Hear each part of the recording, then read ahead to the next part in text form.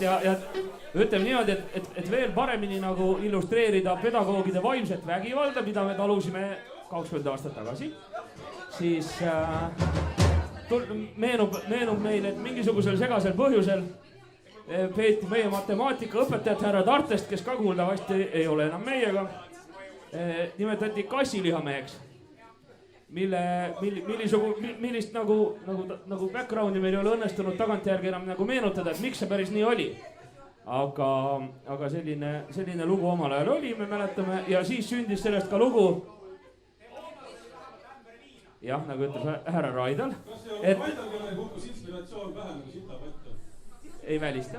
Aga igal juhul oli härra Tartesel nina, mis mahutas vähemalt 1 liitri puhast alkoholi. Ämbri, vabandust. Ma eksisin suurusjärguga. Aga et igatahes tegemist oli meie generatsioonis legendaarse õpetajaga ja tema mälestuseks kõlab siis täna talle pühendatud lugu Cat Meat Man. Opus, muidugi opus selles mõttes, et ega see ei ole mingisugune kuradi lihtne tilulilu.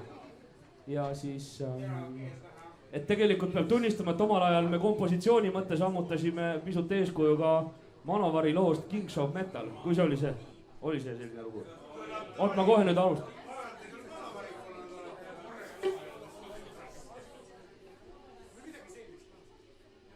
Tasa nüüd algab.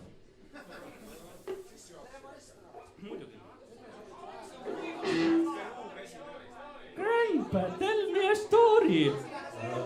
What story? A wild story. Well, I'm telling you the story of one very angry man. Who is that man? He is the Cat Meat Man.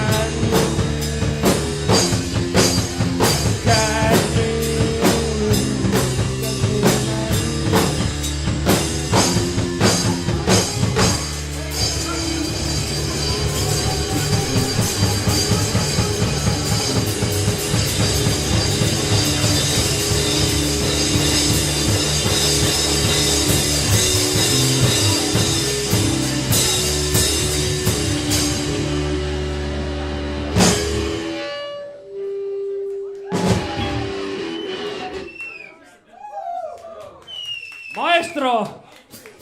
tänan selle võimaluse eest, et oli võimalus selle kusjuures leeti juures jumala lahe olla.